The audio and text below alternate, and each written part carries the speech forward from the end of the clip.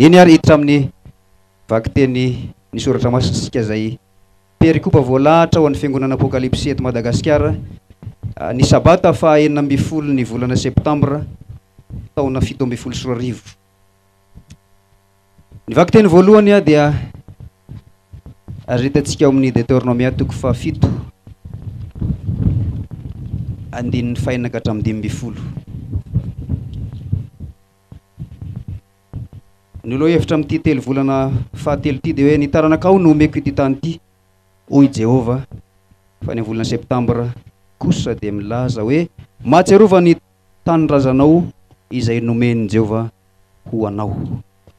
Dia vakina ny eo amin'ny Deutéronomia toko fa 7 andininy fahenina ka hatramin'ny 12 amin'ny anaran'i Jesosy. Fa firenena masina ho an'i Jehova Andriamanitrao ianao, fa ianao efa nofidian'i Jehova Andriamanitrao firenena rakitra soa azy mihoatra noho ny firenena rehetra ambony tany. Tsy ny amaronareo noho ny firenena rehetra nefa noho ny ereketan'ny fitiavan'i Jehova taminareo sy ny fidianana anareo, fa ianareo dia vitsy noho ny firenena rehetra aza. Fa ny nitiavan'i Jehova anareo sy ny tandreman'ny fiainanany izay fianenianany tamin'ny razanareo no nitondrahan'i Jehova anareo tamin'ny tanàna mahery sy nanavotany anao tamin'ny trano na andevozana dia tamin'ny tanan'ny Farao mpanjakan'i Egypta. Koa aoka ho fantatrao fa Jehova Andriamanitrao ihany no Andriamanitra, dia Andriamanitra mahatoky izay mitandrina fanekena sy famindrapo amin'izay tia azy sy mitandrina ny didiny hatramin'ny taranaka-arivo mandimby, ary mamaly miariary izay mandrafy azy amin'ny fandringanana azy.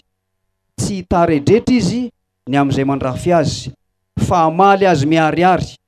Koa tandremo ny lalàna sy ny didy ary ny fitsipika izay andidiko anao anio ka arao izy.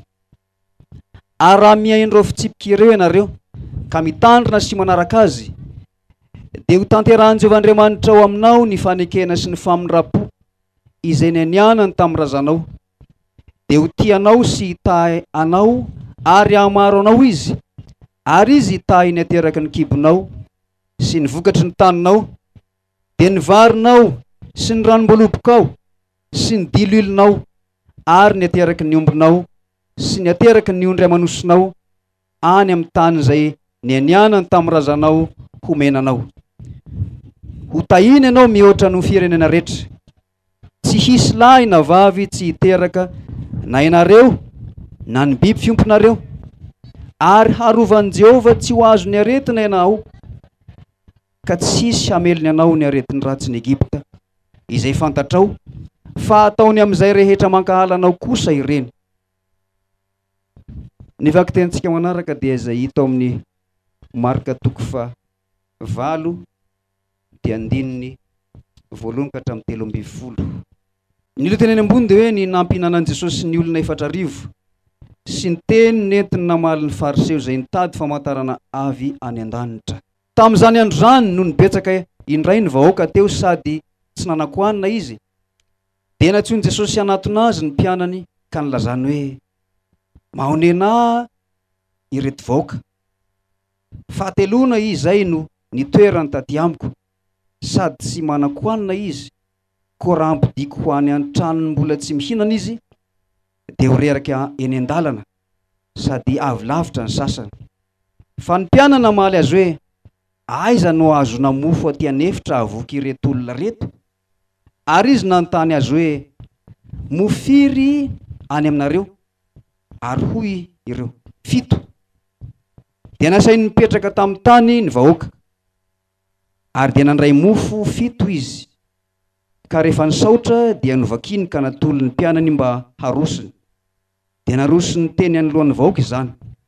Ary nisy azany raha-madinika vitsy teo aminy, ka rehefa nanaovan'i Jesosy fisaorana ireo dia nasainy naroso teny anoloany koa. Ary nihinana ny olona ka dia voky, ary nangonony ny sombotsombony sy satsilany ka nisy 7 zobiky. Ary tokony 4,000 ireo, dia nampidiny izy. Ary niaraka tamin'izay dia niondrana tsambokely izy mba amin'ny mpianany ka tonga tany amin'ny faritany ndalo manota. Ary ny fariseo nakany dia niady hevitra taminy ary nakafanahy azy ka nitady famantarana avy any an-danitra.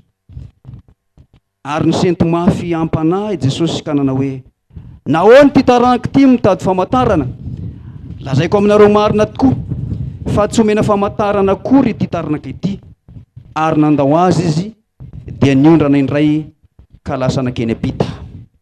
Ny vaky tenintsika farany dia izay hita ao amin'ny Petera voalohany toko faharoa dia ny andininy voalohany ka hatramin'ny fahafolo. Mivaky toy izao amin'ny anaran'i Jesosy.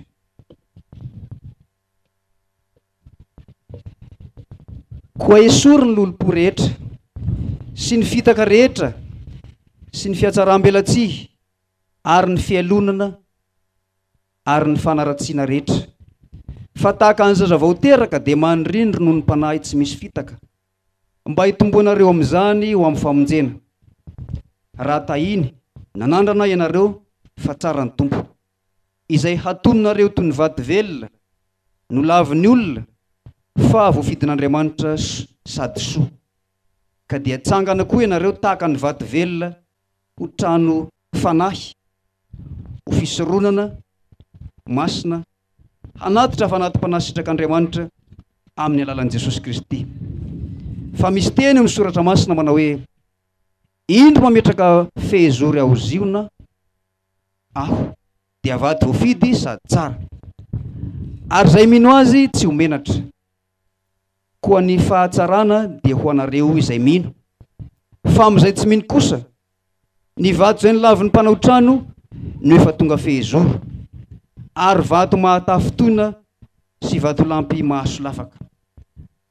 Ary satria tsy nanaiky ireo dia tafotoina tamin'ny teny izy, sady izany koa no nanendrena azy. Fa ianareo kosa dia taranaka voafidy, fanjakam-pisorona, firenena masina, olona nalain'Andriamanitra ho an'ny tenany, mba ilazanareo ny atsara n'ilay niantso anareo hiala amin'ny maizina ho amin'ny fahazavany mahagaga. Dia nareo izay tsy firenena akory fa iny, fa ankehitriny efa olon'Andriamanitra, izay tsy namindrana fo fa ankehitriny efa namindrana fo.